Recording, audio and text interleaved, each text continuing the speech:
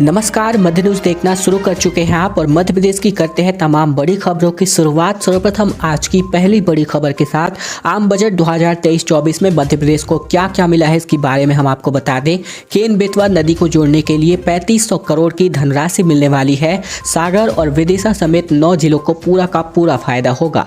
आम बजट 2023-24 में मध्य प्रदेश को केन बेतवा लिंक परियोजना के लिए 3500 करोड़ रुपए का प्रावधान किया गया है। 18 साल से कागजों में दौड़ रही इस परियोजना को विधानसभा चुनाव से पहले शुरू करने की तैयारी है। इसके लिए पन्ना और छतरपुर की 5480 हेक्टेयर गैर वन सरकारी जमीन हस्तांतरित किए जाने की सारी औपचारिकताएं पूरी कर ली गई हैं। इसके अलावा बात करें तो केंद्र सरकार ने नदियों को जोड़ने के लिए नेशनल पर्सपेक्टिव प्लान बनाया है, जिसमें केन बेतवा लिंक परियोजना का प्लान पहला प्रोजेक्ट है। इसके अलावा पिछले महीने भोपाल आए केंद्रीय जल शक्ति मंत्री गजेंद्र सिंह शेखावत के मुताबिक इंटर रिवर लिंक परियोजना में केन बेतवा लिंक परियोजना को जल्द ही शुरू कर दिया जाएगा। इसके अलावा पिछले महीने इसको लेकर के बैठक भी हुई थी। साथ ही बात करें तो यहाँ पर विदिशा में 4 नए बांध बनने वाले हैं, जबकि मध्य प्रदेश के 9 जिले जिसमें पन्ना, टीकमगढ़, छतरपुर, सागर, दमोह, दतिया, विदिशा, शिवपुरी और रायसेन भी शामिल है। इसके अलावा 62 लाख लोगों को पीने का पानी मिलेगा।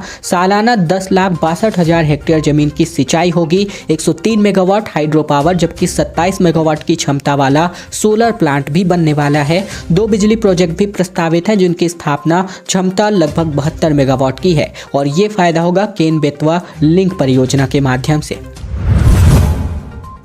गन्ने से भरे ट्रक ने पिकअप को मारी टक्कर। हादसे में 6 मजदूरों की हो गई मौके पर ही मौत, 8 घायल जबकि 2 के हालात गंभीर। मध्य प्रदेश के बुरहानपुर में एक दर्दनाक हादसे में 6 मजदूरों की मौत हो गई। हादसे में 8 लोग घायल हुए हैं, इनमें से 2 के हालात गंभीर हैं। फिलहाल घायलों को खकनार के सामुदायिक स्वास्थ्य केंद्र में भर्ती कराया गया है। हादसा बुरहानपुर जिला मुख्यालय से तकरीबन 62 किलोमीटर दूर डेढ़ तलाई शेखपुरा के बीच में हुआ है। यहाँ एक पेट्रोल पंप के पास दोपहर तकरीबन 2 बजे गन्ने से भरे ट्रक ने मजदूरों से भरी पिकअप को टक्कर मार दी थी। सागर जिले में बोर से उठने लगी है आग की लपटें। पानी के लिए 450 फीट गहरा बोर कराया गया, जिसमें गैस निकलने पर जलाई तो यहां पर माचिस आग लग गई। दरअसल सागर के बंडा विकासखंड में एक बार फिर से नलकूप खनन के दौरान बोर से आग की लपटें उठने का मामला सामने आया है। मामला ग्राम मुड़िया में पानी की किल्लत के चलते नलकूप खनन कराया जा रहा था, जहाँ बोर की गहराई तकरीबन 450 फीट हुई लेकिन पानी नहीं निकला। इसी दौरान ग्रामीणों को बोर से गैस की गंध आई। ज्वलनशील गैस निकलने के संदेह पर ग्रामीणों ने माचिस की तीली जलाकर बोर पर आग फेंक दी तो आग की लपटें भभक उठी। आग की लपटें उठते देख करके मौके पर अफरा तफरी मच गई। ग्रामीणों की मौके पर भीड़ लगी और ऐसे में मामले की सूचना बंडा पुलिस और एसडीएम को दी गई। घटनाक्रम की सूचना मिलते ही पुलिस मौके पर पहुंची और निरीक्षण किया गया। लोगों को बोर से दूर कराया गया ताकि किसी को भी अप्रिय घटना से बचाया जा सके। मध्य प्रदेश में जल्द ही फेसलेस बिजली कनेक्शन मिलने वाला है, जिसमें दफ्तर जाने की जरूरत नहीं। 3 दिन के अंतराल घर बैठे लगेगा मीटर। इसके लिए ट्रायल हो गए हैं शुरू। मध्य प्रदेश में बिजली कनेक्शन लेने वालों को ना ही अब बिजली ऑफिस के चक्कर काटने पड़ेंगे और ना ही अलग अलग तरह के फॉर्म भरने की जरूरत है। बिजली कंपनी जल्द ही फेसलेस बिजली कनेक्शन लाने की सुविधा देने वाली है। मोबाइल ऐप के माध्यम से 2 पन्नों का फॉर्म भरना होगा। उसके बाद बिजली कर्मचारी आपके घर आकर कनेक्शन दे देंगे। मध्य क्षेत्र विद्युत वितरण कंपनी ने पहले चरण में भोपाल में इसका ट्रायल शुरू कर दिया है। इसमें बिजली कंपनी के उपाय ऐप में ही एक ऑप्शन दिया जाएगा। यहां मौजूद फॉर्म में उपभोक्ता को अपने प्राइमिसेस खुद ही आई कार्ड का फोटो देना होगा। इन 3 दस्तावेजों के अलावा और कोई दस्तावेज नहीं लगेगा। मध्य प्रदेश की 5642 अवैध कॉलोनी 1 मई से होंगी वैध। कमजोर रहवासियों को विकास शुल्क में 80% तक की छूट मिलने वाली है। मध्य प्रदेश में बनाई गई 5642 अवैध कॉलोनियां अब 1 मई 2023 से वैध होने वाली हैं। इन बिल्डिंग परमिशन मिलने लगेंगी और इससे यहां रहने वाले रहवासी बिजली व नल कनेक्शन के साथ ही अन्य अधिकारों के लिए पात्र हो जाएंगे। इसके अलावा सरकार अवैध कॉलोनी को वैध करने के लिए नियम सरल करने जा रही है। इसमें प्रति वर्ग फीट के हिसाब से विकास शुल्क तय किया जाएगा। निम्न आय वर्ग के लोगों के लिए विकास शुल्क में 80% तक की छूट होगी, जबकि कलेक्टर कमिश्नर कॉन्फ्रेंस में बीते दिन नगरीय आवास एवं पर्यावरण विभाग ने इसका प्रारूप मुख्यमंत्री शिवराज सिंह चौहान के सामने रखा। सीएम ने अफसरों से 2 टूक कह दिया कि अब किसी भी सूरत में कहीं कोई भी अवैध कॉलोनी नहीं बननी चाहिए। खबरों में आगे बढ़ने से पहले अगर आप चैनल पर नए हैं और मध्य प्रदेश के रोजाना समाचार ठीक इसी प्रकार देखना चाहते हैं तो नीचे लाल कलर का सब्सक्राइब बटन दिया है, जिसे से दबाकर चैनल को आपको सब्सक्राइब करना है। गांधीनगर में फ्लोटिंग फेस्टिवल का आगाज हो गया। बीते दिन से पानी, जंगल और पहाड़ तीनों तरह के एडवेंचर का आप ले सकते हैं आनंद। टूरिस्ट के लिए बनाई गई है टेंट सिटी।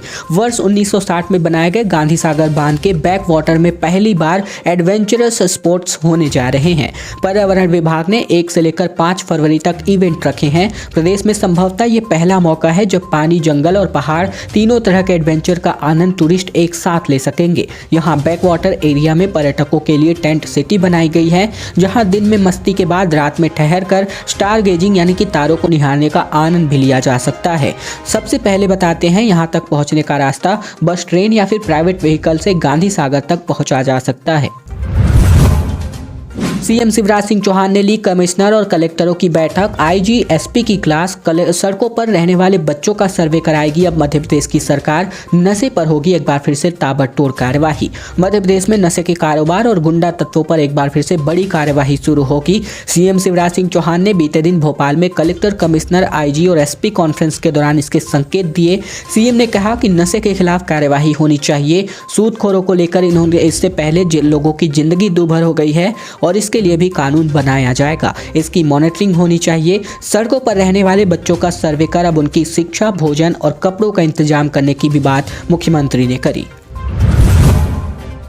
मध्य प्रदेश में एक बार फिर से कड़ाके की ठंड का दौर जारी। 5 डिग्री तक लुढ़केगा पारा, घना कोहरा रहेगा, बारिश भी होने वाली है। मध्य प्रदेश में कड़ाके की ठंड का दौर एक बार फिर से शुरू हो चुका है। प्रदेश के तकरीबन 9 जिलों में बीती रात का पारा 10 डिग्री से भी कम रहा। सबसे ज्यादा न्यूनतम पारा 14.8 डिग्री सेल्सियस रिकॉर्ड किया गया। अगले 2 दिन में रात के पारे में 5 डिग्री तक की गिरावट होने के आसार हैं।